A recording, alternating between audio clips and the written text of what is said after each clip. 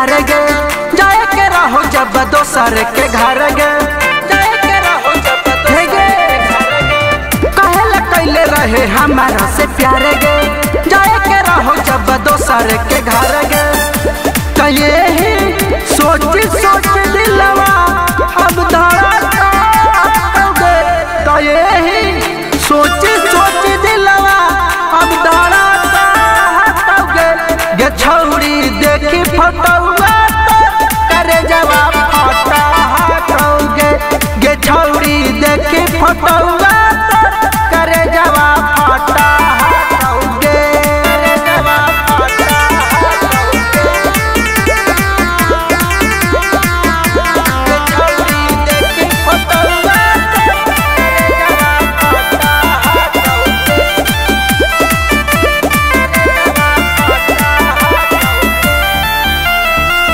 हमारा से सुनेगे छौरी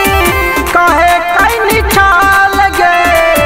और देख के भरोसा अपने गेलो ही बदल गे हमारा से सुनेगे छौरी कहे कोई निछाल गे और देख के भरोसा अपने गेलो ही बदल गे रोज गुड मॉर्निंग सोना मैसेज करते रहलू यही सोच सोची रोवो खियो पल पाल गे तखाना घुसो हम न मुहे में अटका हटोगे गे छौरी देखी फटौआ करे जवाब फटा हटोगे गे छौरी देखी फटौआ करे जवाब फटा हटोगे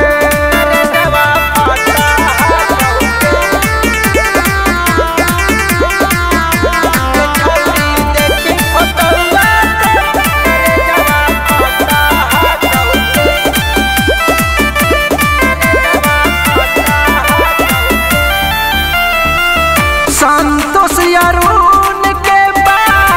ना के गईनी बेवाड़ा